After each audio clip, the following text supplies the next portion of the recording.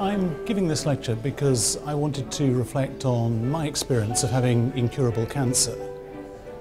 I've had the most wonderful technical care from the National Health Service, and I'm hugely grateful for that. But the way in which cancer has been discussed with me and the way I've seen it discussed with others has raised questions for me as to whether or not we are really doing as good a job as we might in the way we discuss cancer and the way we explain its implications to patients. Welcome to BAFTA, welcome on behalf of Marie Curie Cancer Care, and welcome to a lecture by Andrew McDonald. It's a lecture with a difference. Now, Andrew will be assisted by Chris Moore and Martin Sixsmith. So let's see how I found out that I had cancer in the first place. Come in.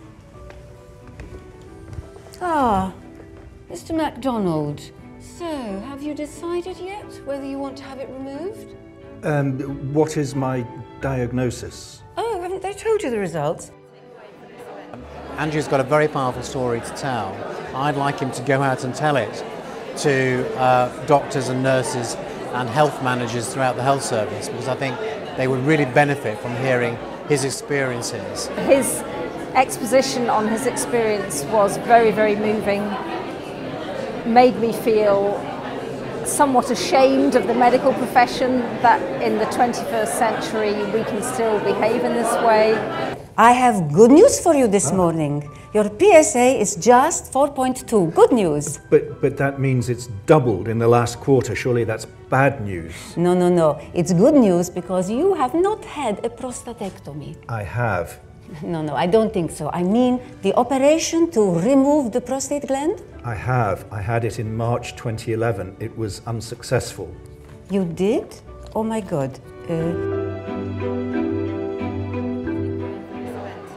I think the messages that we've heard today from Andrew are really clear about the importance of team, about leadership, about patients being involved in their own care. Everyone's miscommunicating with him. No one's really treating him as Andrew. He's being treated almost as a number or as a bed.